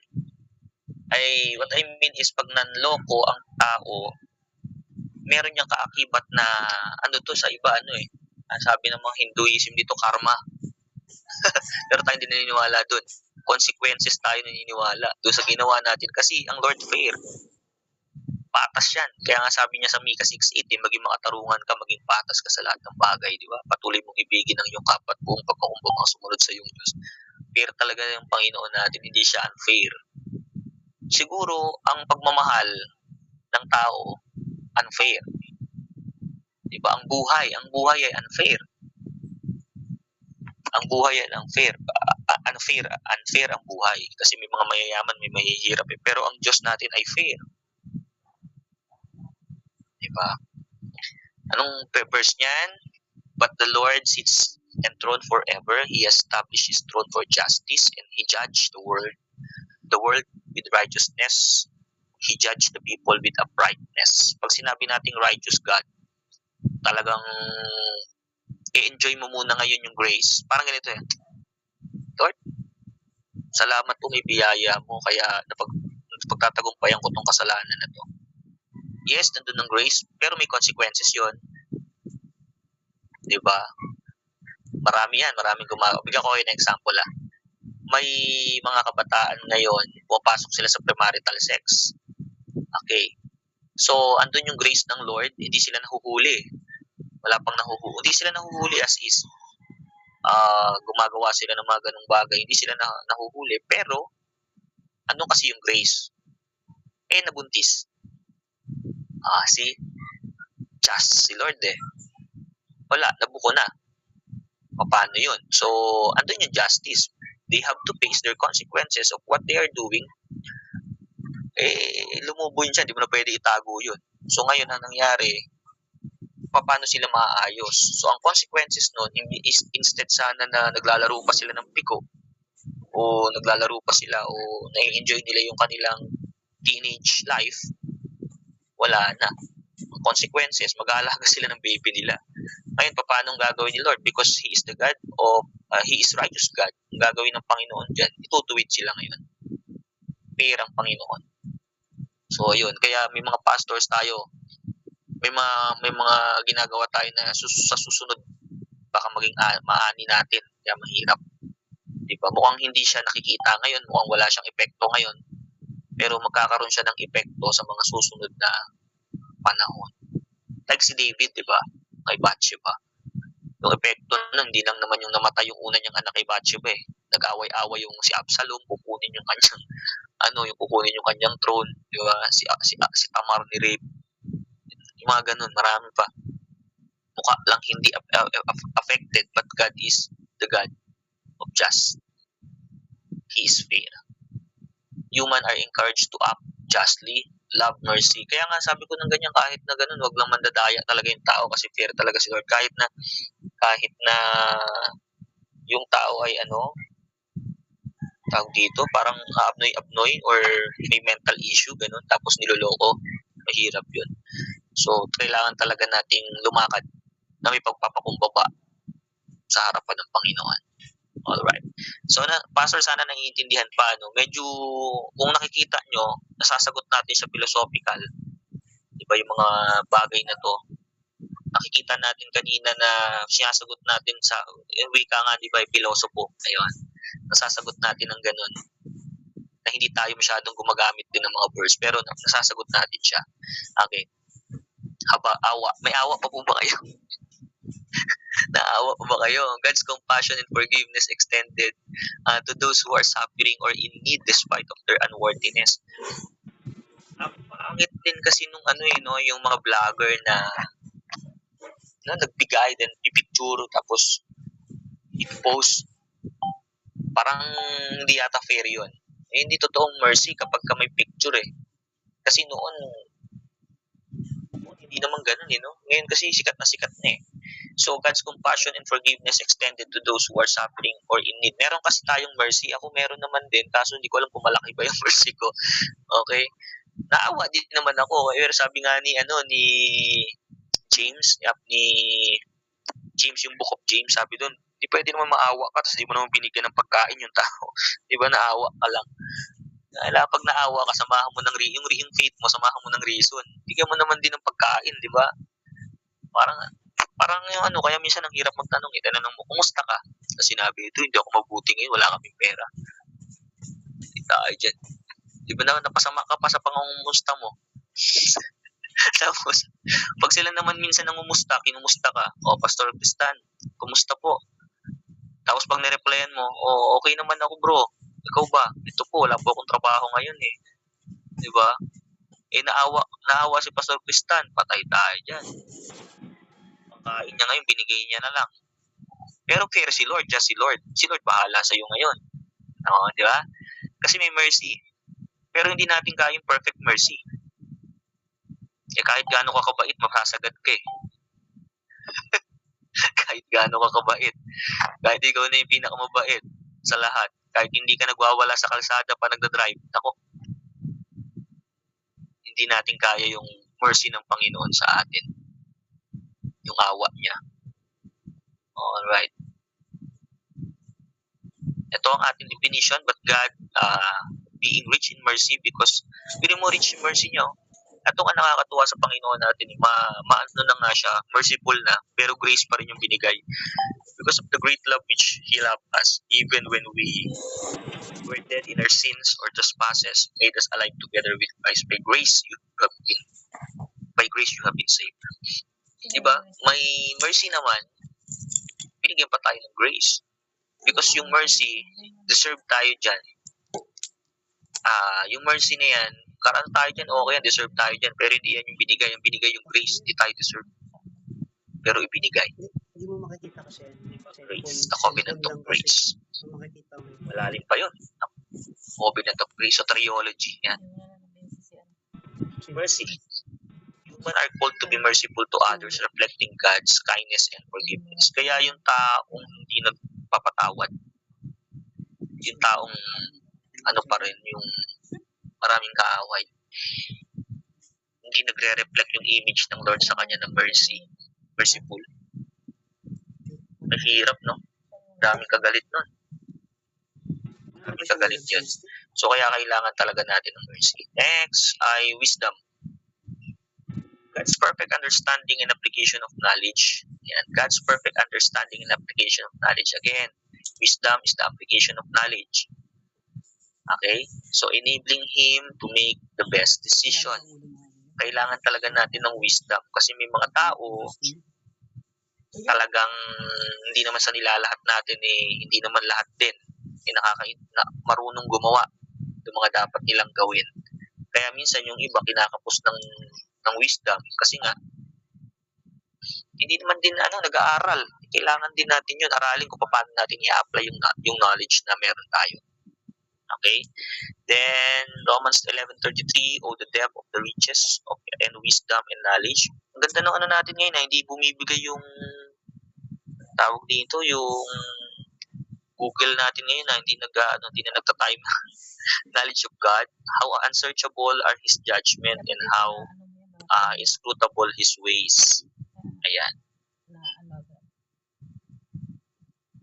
Implication, humans are encouraged to seek wisdom and apply it in their lives by making decisions that align in God's will. So, magkaiba ang knowledge, wisdom, and understanding. Yung wisdom napakahalaga kasi ito yung daan kung paano mas mapapasimple yung mga bagay-bagay na critical, yung mga bagay na hindi malagyan ang diskarte. Yan, sa diskartehan ng iba, wisdom ang kailangan dyan. Okay, next, holiness. Ito pa isa. May mga churches, pag mahaba ang buhok mo, banal ka. Pag maiksi buhok mo, banal ka. Pag mahaba ang suot mo, banal, okay lang rin. Siguro in a decent, magiging decente, okay siya. Pero ang holiness kasi ay sa characteristic ng God yan. I mean, attributes ng God yan.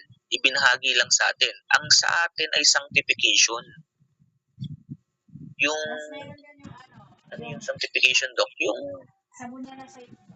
pag-control. Halimbawa,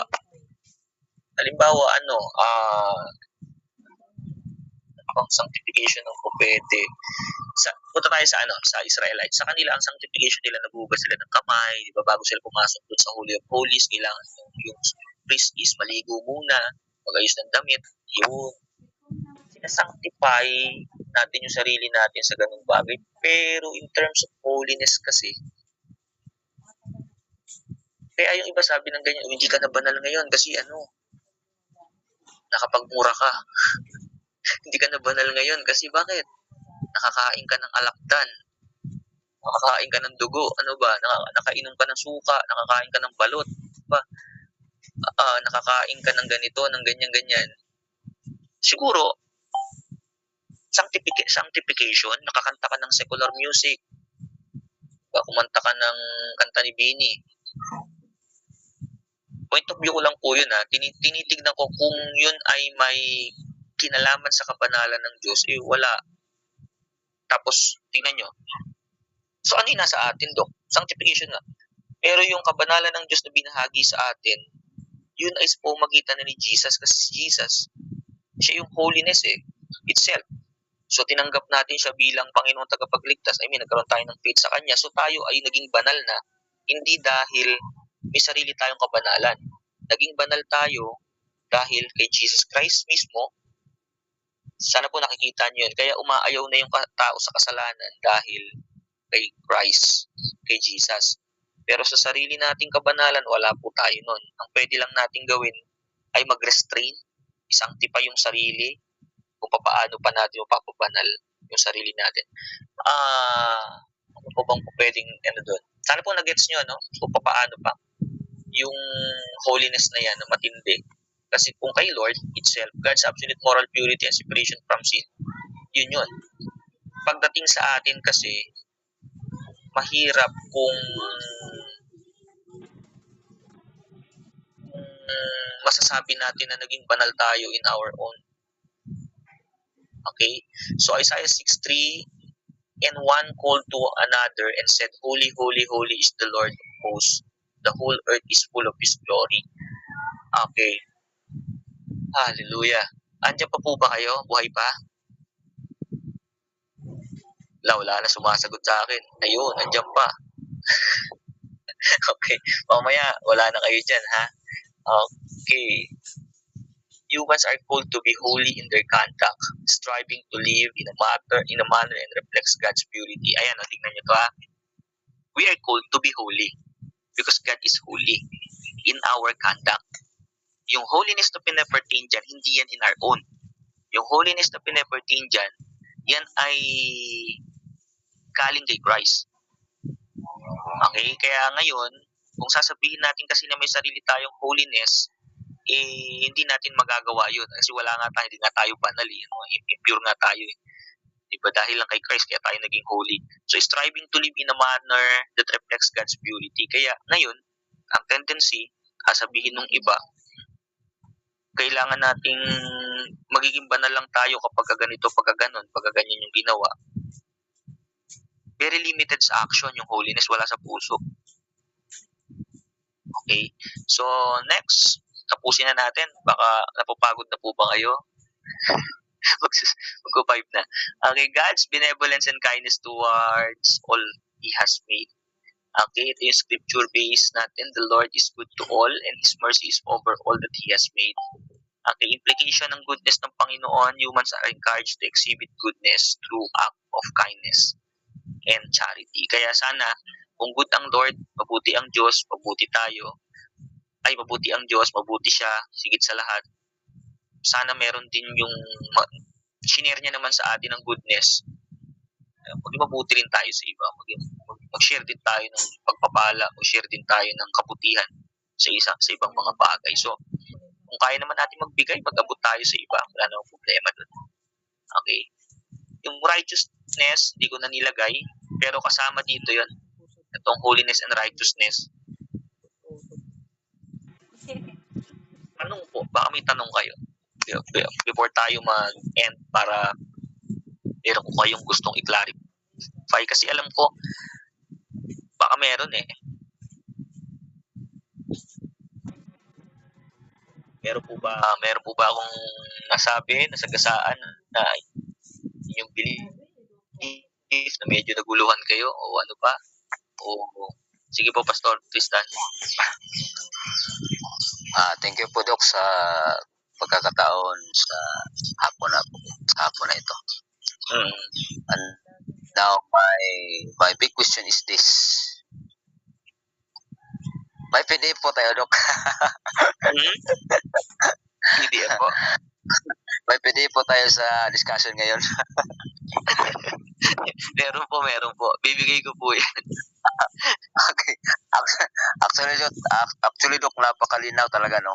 Very clear. Salamat po, Doc, sa sa pagturo. Salamat. No more question po, Doc, kasi maganda, no? Ang akin lang, Doc, mag-reflect lang ako, Doc, okay lang ba? So, thank you po. My reflection is, malaking tulong po talaga, Doc, no? Kahit ako, actually, naging honest Pentecostal ako is 2008.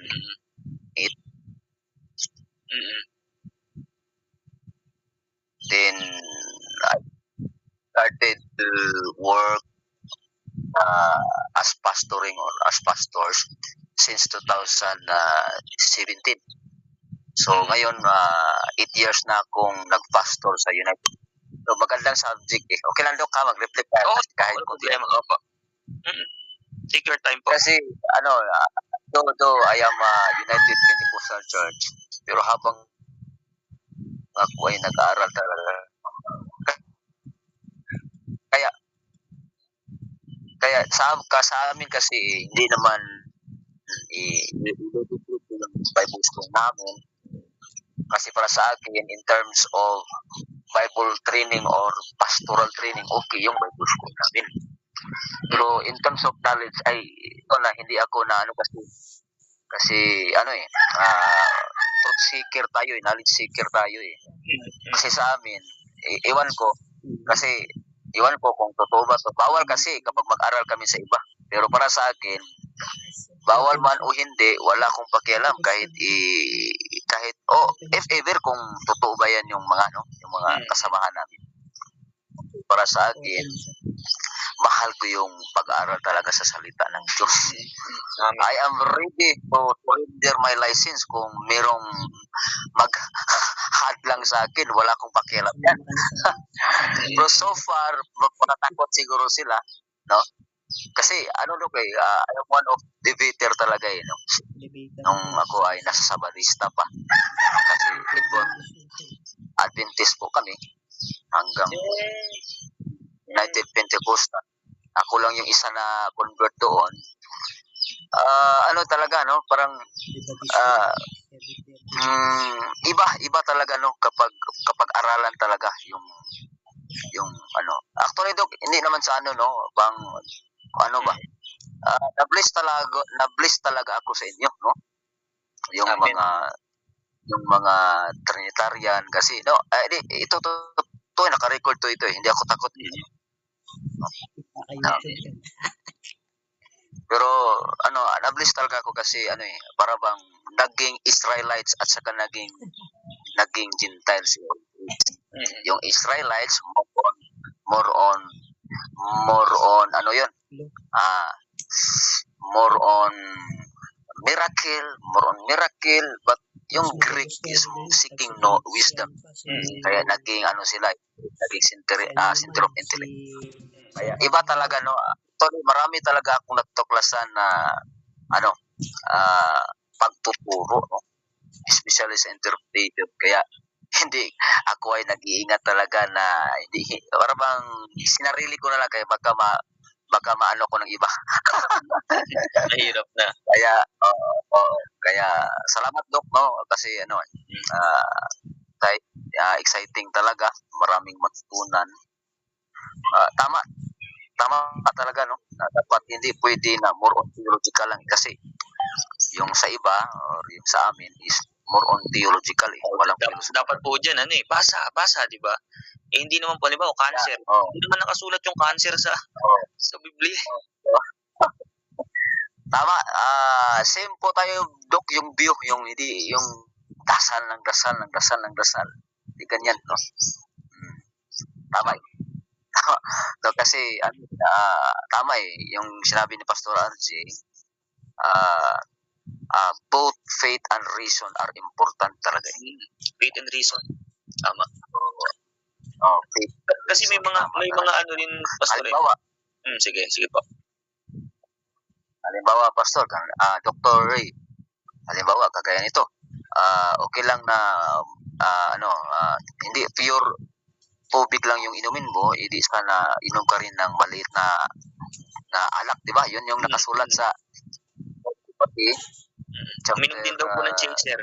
Wag lang daw po ayun. May chaser din daw. Yan ang nangyari kapag theological ka lang, hindi mo yes Dok, tama ka Dok, hindi talaga natin ma-explain talaga. Kaya pag mag-philosophy tayo, kasi philosophy binigay yan ng Diyos no? So, yan ang bagay na para sa atin 29:20 na sa Hebrews ba yan? Na may mga bagay na hinayag para sa atin at may mga bagay na hindi para sa atin. No? Deuteronomy 29:20. So, kapag theological ka lang, hindi natin ma-explain. Pero pag doon tayo sa reason, sa philosophy, hindi naman yan, beer, pariter wine, tanduay wine, ano ba yan? Oinos yan Pure goods yan So, tama. Salamat Dok. No? Marami talaga kaming natutunan talaga. Saka malupit po doon. So, yung hinihiling namin Dok na nabigyan kayo ni Pastor Ray at saka sa Pastor Joel na good health para mataas yung panahon na tayo magsama-sama. So yan lang, Doc. Salamat. God bless po. Okay, Pastor Tristan, thank you so much. Masaya. Malupit pa nga dito, Pastor, yung tungkol dun sa bakit pa kailangan pa inumin ni Paul si Timothy ng konting wine nga o alak. Pwede naman niya ipag-pray. Yun nga di ba kasi may healing. Kaya dun mo makikita na yung healing, nakadepende talaga yan sa Diyos kung wala namang conviction sa kanyang ipag-pray si Timothy. O medical ang ginawa, binigyan ng medical subscription. Siguro natutunan ni Paul to kay Dr. Luke. Kasi si Luke, di ba, doktor yun? Ayun, may mga ganun. Kaya, kung si Lord, hindi na gumagamit ng doktor, bakit pa si Luke, si Luke po kasi si Dr. Luke, hindi lang po siya doktor, historian din po siya. Di ba? Kaya sinulat niya yung history ng Acts. Siya po nagsulat noon para kay Theophilus. Kaya marami pa po yan. Kaya kung may mga tanong po kayo, ang laking subject kasi itong inaano natin, mahaba to. I mean, itong the Bible philosophy and theology, ito lang siya. Pero yung mga dinidiscuss pa natin, mapapakita mo, napasok natin lahat. Yung eschatology, yung soteriology, yung anthropology, yung hamartology, napapasok natin Ayun, kaya okay lang naman din na talagang madaanan natin kasi nga philosophy and Bible yung pinag-uusapan natin. Diba? Philosophy and Bible. Theology and philosophy. Reason and faith. Hallelujah. Baka meron pa po kayo dyan. Tanong, suggestion, pananaw. Ayun. Basta may mga, ito pa pala Pastor Tristan, Pastor RJ, kasi di ba mga nasa Oneness Pentecostal kayo. May mga Trinitarian din naman kasi hindi nila alam yung mga pinagsasabi nila.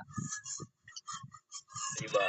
Yung Trinity kasi ng Catholic, hindi siya Trinity na katulad ng ng born again. Ng mga evangelicals kasi sila kung Trinity lang sa kanila, hindi dami nga nila, di ba? Mga santo-santo sila. Tapos hindi pa sapat sa kanila si Christ. Kaya nga may purgatorio sila.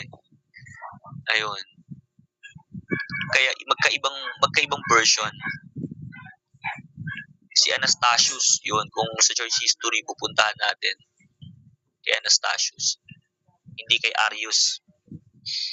Marami pa yan. Kaya ako naman kasi inaral ko din yung modalism, kaya naiintindihan ko rin kayo kung paanong approach ang gagawin ko.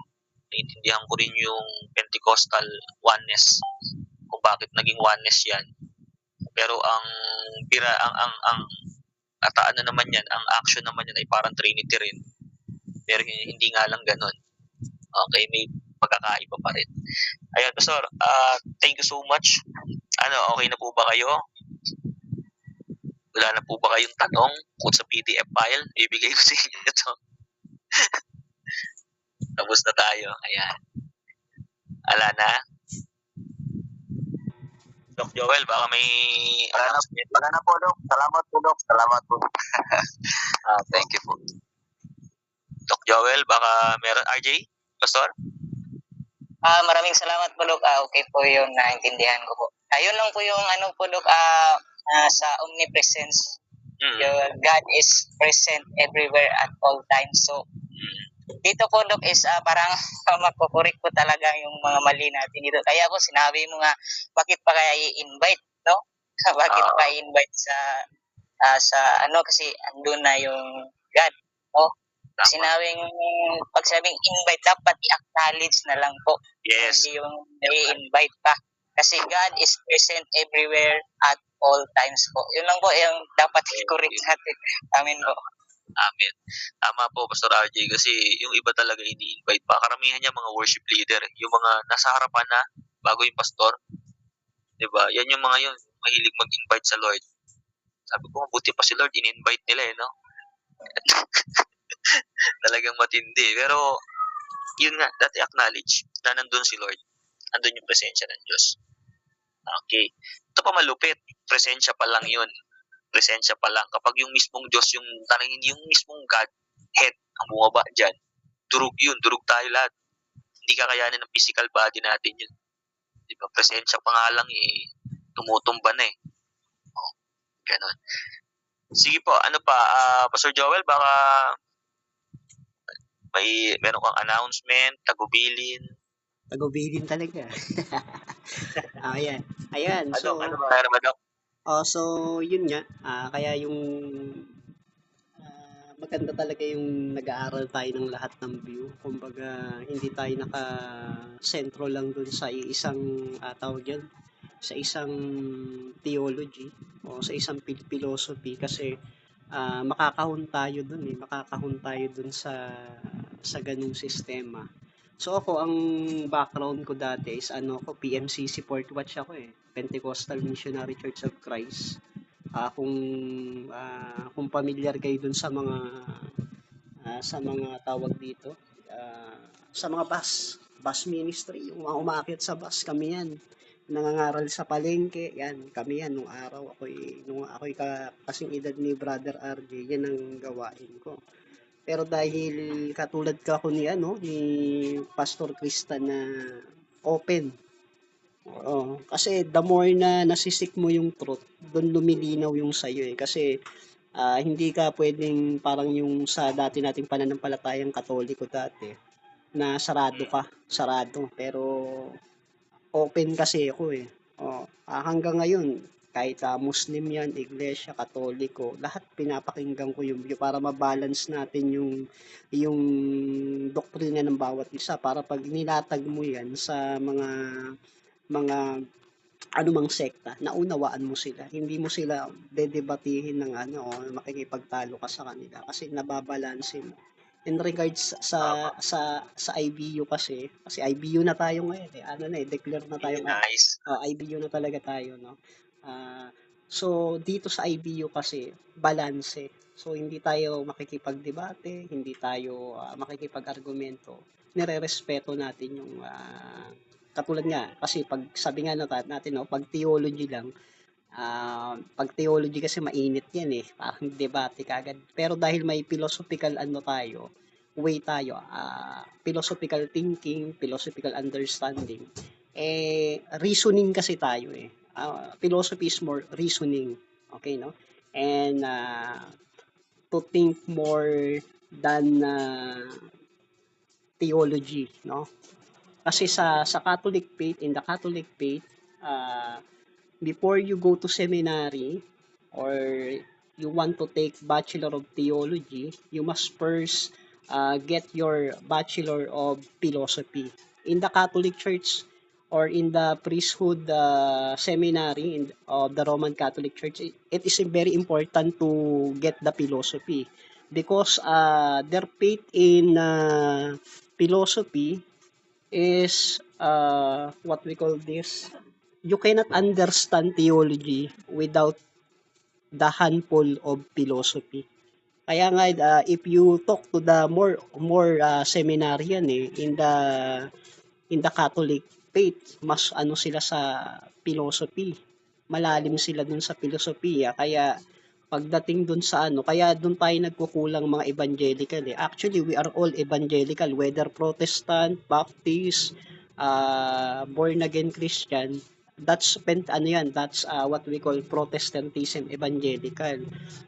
So the advantage of the Catholic priest, Catholic seminarian, most especially the Catholic faith defender, if you talk to them, they are very logical and philosophical.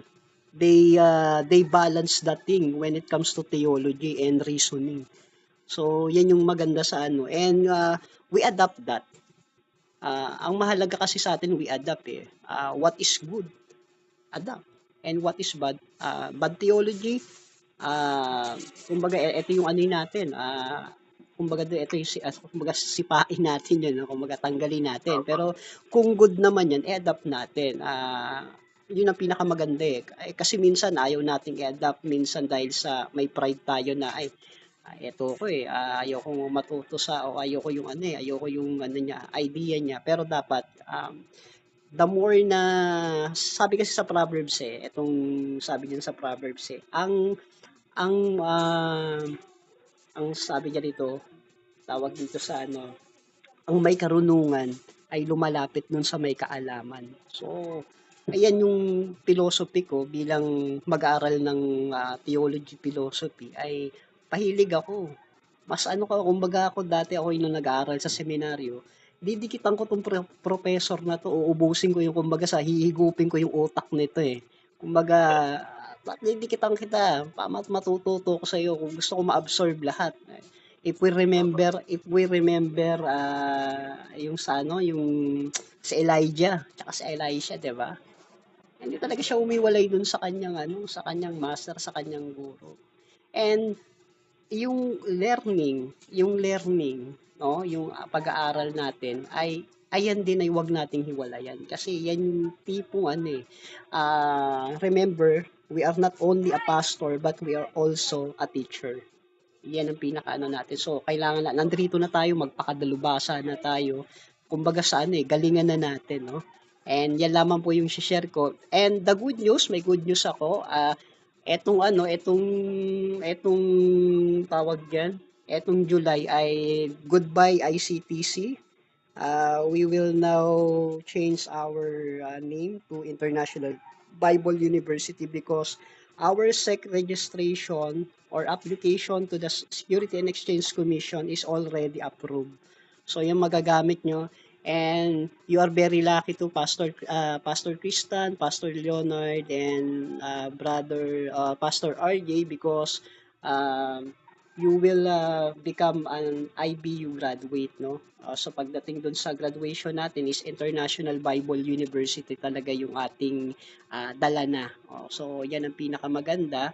Then good news dun sa Asia Harvester and College and Seminary ay okay yung ating pakikipag-usap doon. So ang magiging ano niyan ay yung inaasahan nating SO. Yun ang pinaka-importante doon, no? Then the good news, magkakaroon na kayo kasi nung Thursday, you don't have any online class because the professor, kumbaga sa conflict din sa ano, at so si Pastor Leonard wala din siya doon. So ayoko naman na may wala. So nag-adjust tayo, maybe Sunday i-ano pa natin pero mga gabi na siguro 7 mga ganun, sa time ni Doc Hernan para ito mas maganda rin yung sa kanyang subject, methods of teaching, more on philosophical understanding when it comes to teaching. You can use that methodology of teaching when you want to go to public school or private school. You can use the methods of teaching, the proper interpretation, the proper methodology, and you can use that methods of teaching not only when you are teaching in schools, in the secular, in the private school, but you can convert it when you teach in theology in your preaching. So yun ang pinakamaganda, and guarantee Dr. Hernan, he is not only a doctor of theology but he is a licensed engineer to. So maganda, may mathematical siya. So patutunayan niyo yung balance ng theology, philosophy, then mathematics, then science. So the good things for Dr. Engineer Hernan Amaro. So yan lang po yung pabalita natin, and I hope that all of the IBU student will be the future kumbaga pundador. Kayo yung mga pundador, and I want to see you as one of the ICTC or IBU professor in IBU International Bible University. That's all. Wala na po akong ano. So, siguro mag-closing prayer tayo. Siguro i-close tayo ni Doc Ray. Pamitan sa ating closing prayer. Alright. Tayo po'y manalangin. Heavenly Father, salamat po ng maraming sa natapos po naming pag-aaral ng Bible, Theology, and Philosophy, Panginoon, or Philosophy and Theology. Salamat sa mga pastors and leaders, Panginoon, ng bawat churches na nandito. Lumalim pa po ang aming kaalaman at ang aming pong puso ay patuloy na mag-alab at magmahal sa iyo. Tumaas man ang aming knowledge, Panginoon. Continue to give us a humble heart, Lord God, na lingkod po kami sa iyo ng genuine. Maraming pong salamat, Panginoon, sa iyong kabanalan at sa iyong katuwiran. pinagpala mo po ang aming school ng IBU at pagpalain mo po ang Doc Joel, Panginoon, sa kanyang mga gagawin pa para po dito sa school na ito. Maraming salamat. Pinagpala mo po ang lahat sa amin. Ingatan mo kami sa pangalan ni Jesus. Amen. Amen. All right. Okay, all right, no? God bless po sa lahat. God bless bless. po. God bless Pastor Christian, Pastor Leonard, Pastor RJ, Wala po Doc kasi yung Ray. camera ko.